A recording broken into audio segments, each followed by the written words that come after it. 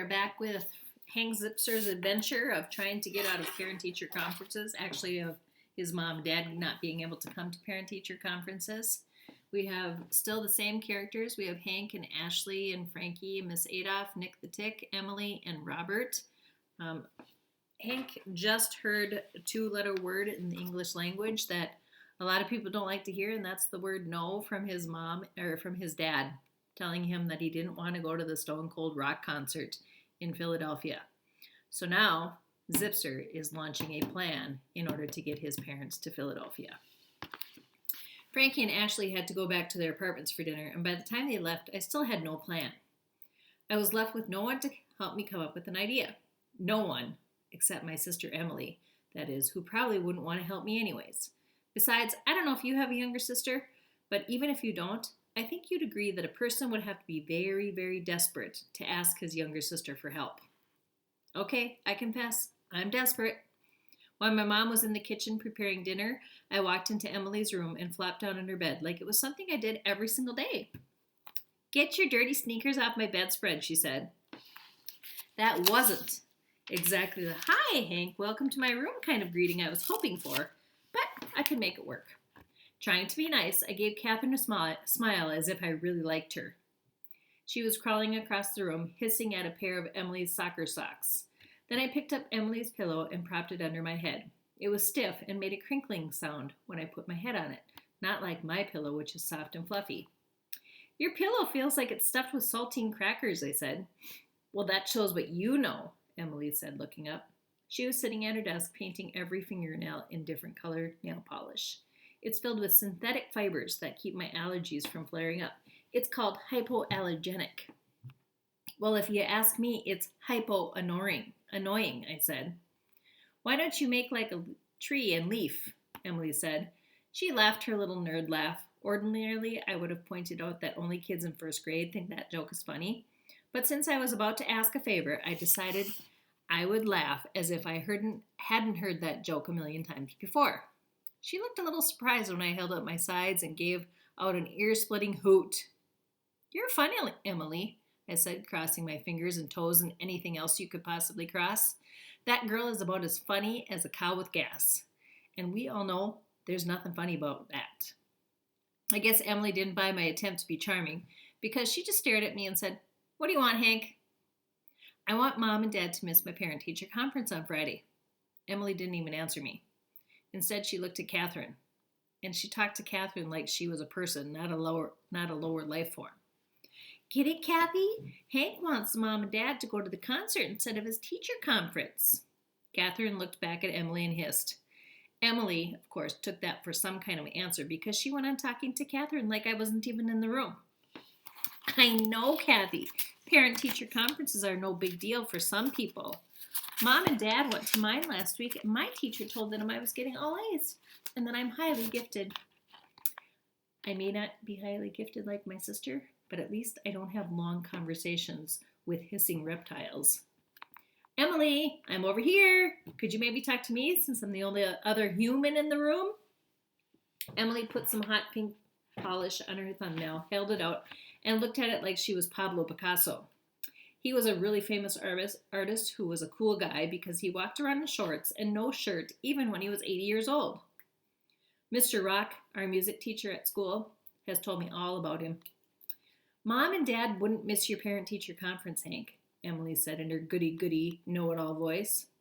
"They don't know about it, smarty pants," I answered. "It's not on the calendar. In fact, I moved the wax paper and the aluminum foil, and guess what?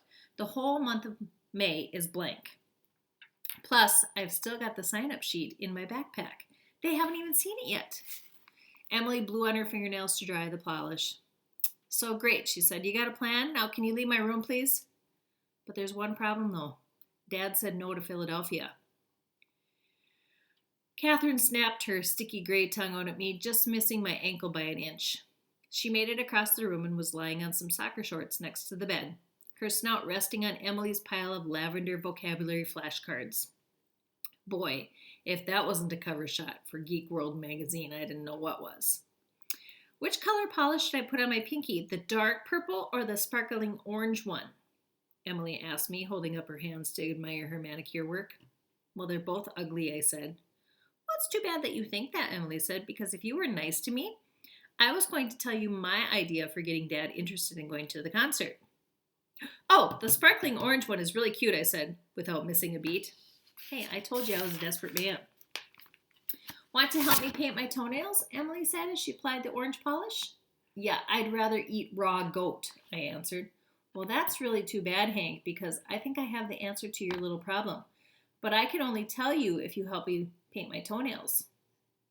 Exactly how good is this plan of yours? I asked. Emily put her foot out, handing me the bottle of lime green nail polish. Paint, and you'll find out. She wiggled her toes at me. Oh boy, she had me in the corner and she was loving it. I grabbed the nail polish, unscrewed the top, and slapped a glob of it on her big toe. I promised myself right then and there that I would get back at her someday. This nail polish looks like lizard skin, I said. Robert and I love lizard skin, Emily said. Well, that's the difference between you and the rest of the human race, I pointed out. Now, what's your idea, Emily? Spill it. Well, the other day when Mom and I were at the orthodontist, they played a Stone Cold rock song in the lobby while we were waiting for my appointment. Emily at this point was seeming really pleased with herself, but as far as I was concerned, this piece of information was not nearly good enough for me to be painting her lizardy toenails green. You'd better have more than that, I said, holding the nail polish brush up in the midair. And guess what, she went on. Mom knew all the words to the song by heart. It turns out that she loves Stone Cold rock. Duh, I'm so happy for her, I said, but I still don't see how this helps me.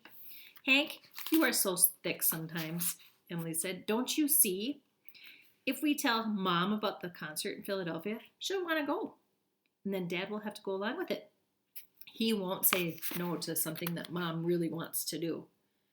Well, he said no when she wanted him to wear those orange flip-flops to Aunt Maxine's beach party, I pointed out. That's different, Emily said.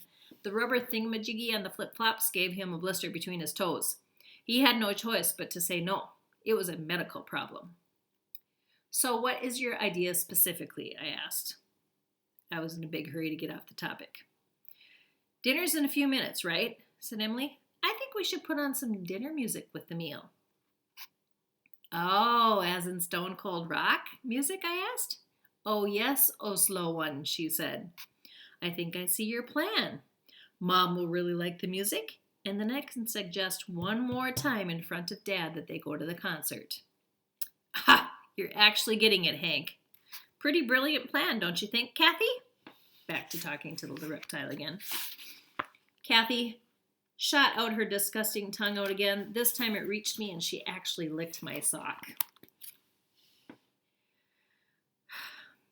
I think she actually picked up a piece of sock lint on her tongue because afterwards she kept on flicking her tongue around like she was trying to shake something off. Too bad, Kathy, old girl. You should keep your tongue where it belongs.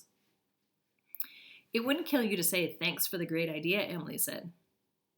That's what she thinks because it would actually kill me to say thanks to my sister. I leaped off the bed and hurried out of Emily's room. I had to get the music all rigged up before dinner. But just as I was heading out the door, Emily called me back. Oh, Hank, haven't you forgotten something? She called. No. She waved the green nail polish around the air. My toes really look so much better with 2 coats, she said. No way, and that's final. Think about it, Hank. What if you need me to help you during dinner? I would hate to have to say no. Well, she had me there. I snatched the nail polish, and as I unscrewed the top, I stuck my tongue out at Emily. Catherine stared at me with her beady eyes, stuck my tongue out at her for just good measure. Sisters, they will drive you nuts. Not to mention their pet iguanas. We will stop right there.